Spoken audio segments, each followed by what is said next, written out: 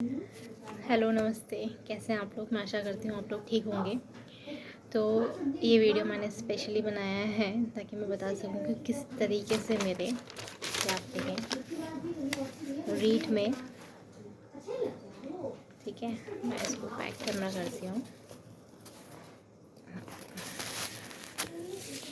देखिए आप, ये मेरे किस तरीके से रीड में 114 मार्क्स आए हैं 150 में से। एक्चुअली शॉर्ट में तो हो जाता है, बस इसमें आपको उल्टा ही दिखा होगा। तो मैं बताती हूँ आपको कि CDP पे मेरे 30 में से 24 मार्क्स आए। और इंग्लिश में मैंने लैंग्वेज 1 इंग्लिश लिया था और लैंग्वेज 2 हिंदी लिया था, तो उसमें मेरे 30 में से 24 मार्क्स आए। एंड हिंदी में मेरे लैंग्वेज 2 मेरी हिंदी थी, तो उसमें मेरे 30 में से 22 मार्क्स आए। और मैथ्स में मेरे 30 में से 25 आए। और EVS में मेरे 30 में से 19 नंबर आए। आप जानते हैं EVS में जैसे GK आता है, और GK तो भाई मेरा वीक ही है। अभी मेहनत कर रही हूँ GK के ऊपर। तो इस तरीके से मेरे टोटलिंग हो जाते हैं 114 आउट ऑफ 150। तो ये नंबर थे मेरे, और मैं चाह रही थी मेरे मैथ्स में सबसे अच्छे आए। मैं सोची थी मेरे सारे सही हैं, लेकिन मेरे 5 नंबर ऑब्वियसली कोई साइंटिस्ट में कटे होंगे, अदरवाइज जो न्यूमेरिकल क्वेश्चन थे उसमें तो मेरे कट भी नहीं सकते थे। तो 30 मार्क्स आए मेरे 25 में से, क्योंकि मेरा मैथ्स स्ट्रॉन्ग है। तो भाई मैं यही सोच रही थी मेरे मैथ्स में सबसे ज़्यादा आने चाहिए, तो भगवान की कृपा से 24 CDP और इंग्लिश में आए। तो मैथ्स में 1 नंबर ज़्यादा आया, 25 नंबर आए। और EVS में गंदे नंबर आए, EVS में थोड़े से अच्छे आते तो 120 क्रॉस हो जाता, लेकिन खैर कोई बात नहीं, जो भी आए अच्छे मार्क्स आए हैं। और मैं आपको बताना चाह रही हूँ कि जैसे कि जो कट ऑफ होती है हमारी, वो सबकी अलग अलग होती है। और इसमें जो परसेंटेज होता है ना आपका, जैसे हर किसी को 90 नंबर नहीं चाहिए होते हैं। तो जो जनरल कैटेगरी से बिलोंग करता है, ठीक है, उनको चाहिए होता है आउट ऑफ 150 90 मार्क्स।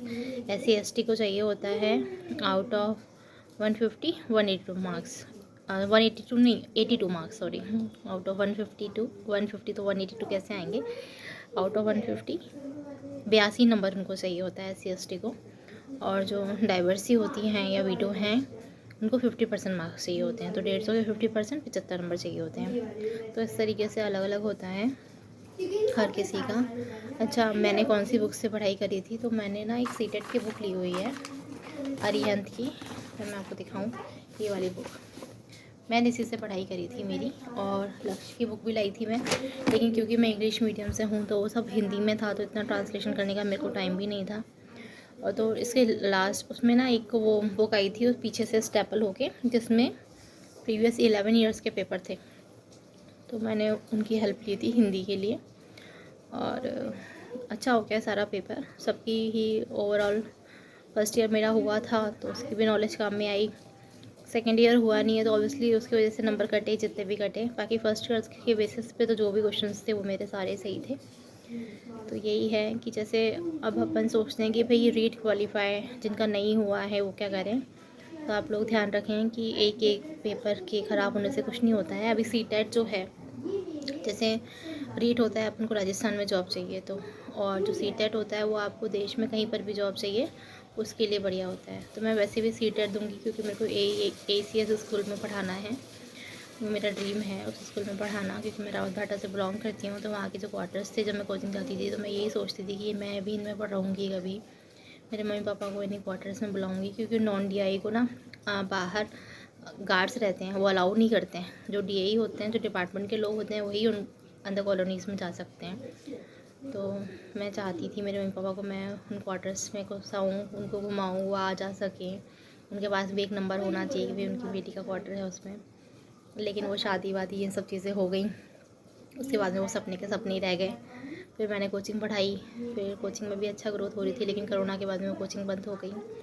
फिर पढ़ाया मैंने घर में भी, होम ट्यूशन्स पढ़ाए, लेकिन फिर पेरेंट्स ने बोला कि अब तुम अपने करियर पे फोकस करो। फिर मैंने अभी BSTC करी, और मैंने फिर ये एग्ज़ाम दिया।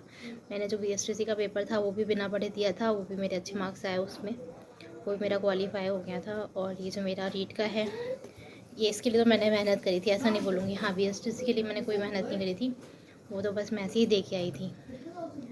उसमें हो गया सिलेक्शन एक बार में ही, और उसमें जितने भी GK क्वेश्चन थे वो मेरे सारे गलत थे। मैथ्स, इंग्लिश, मेंटल एबिलिटी सब कुछ सही था उसमें, सिर्फ GK की वजह से और हिंदी की वजह से मेरे नंबर कम आए थे। बाकी सब जितने भी मतलब कम आए थे, मतलब ऐसे आए थे कि अगर कितने का पेपर था वो, भूल गई मैं हिंदी का कितने का पेपर था, बट कितने जितना उसका 10% भी मार्क्स नहीं आए थे मेरे उसमें, ये चीज़ थी। और यही है कि अगर आपका नहीं हुआ है तो आप हिम्मत मत हारिए।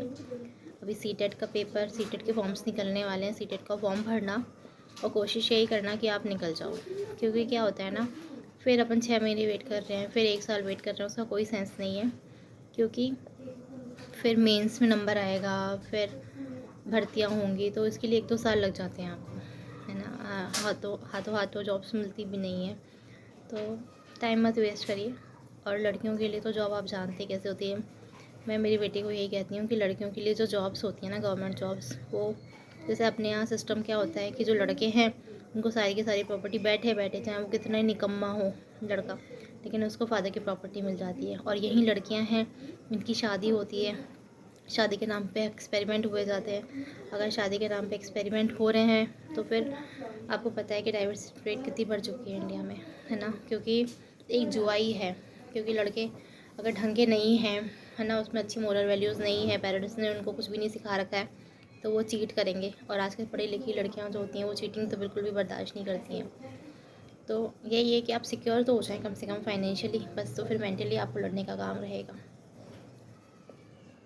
बच्चे हो जाते हैं, फिर सब कुछ हो जाता है, फिर लेडीज सोचती हैं अब हम क्या करें, है ना। तो अब कोई जगह ही नहीं होती है।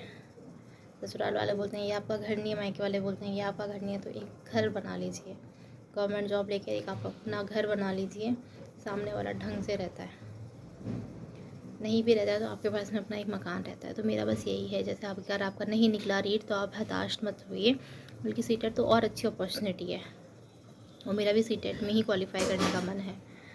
ठीक है, रीट तो मैं दूंगी ऑब्वियसली। जैसे मुझे राजस्थान से प्यार है, अगर मेरा जोधपुर में हो जाता है, माउंट आबू साइड हो जाता है, तो मैं ज़रूर यहाँ पर जॉब करूँगी। लेकिन अगर मेरा इन साइड्स में नहीं होता है, मुझे मेरे हिसाब की जगह पे नहीं मिलती है जॉब, क्योंकि जॉब तो मुझे मिल जाएगी, मैं मेहनत कर रही हूँ उसके लिए। तो बस यही चीज़ है कि सीटेट से मैं ACS स्कूल रावत भाटा में पढ़ाना चाहती हूँ। ठीक है, तो ये मेरा एक ड्रीम है, और मैं आपको ये कहना चाहती हूँ कि जल्दी से जल्दी आप जॉब ले लें। सीटेट का फॉर्म अभी निकलेगा, वैसे तो मार्च के एंडिंग में निकल जाता है, लेकिन मार्च इन लोगों ने पूरा निकाल दिया, तो अप्रैल में फॉर्म निकलेगा। आप अप्रैल के लिए अपडेटेड रहें, और उसके बाद में फिर आप फॉर्म भरना और फिर सीटेट निकाल लेना। उसके बाद में आपको इसे भी KVS हो गया, DSSS हो गया, या ACS हो गया, इन सबके फॉर्म्स भरना और इनमें टीचर्स पढ़ना, क्योंकि रीट से डबल सैलरी होती है, एज़ वेल एज़ आपको क्वार्टर्स मिलते हैं और ट्रांसपोर्ट फैसिलिटीज़ फ्री होती हैं। तो ये सब चीज़ें होती हैं, और अच्छी आपके पास में एक अपॉर्चुनिटी रहेगी। तो ऑल दी बेस्ट आपके करियर के लिए, और ऐसे मेहनत करते रहिए। अगर एक आपका पेपर अभी रीट नहीं निकला है तो हताश मत होइए, मेहनत करते रहिए।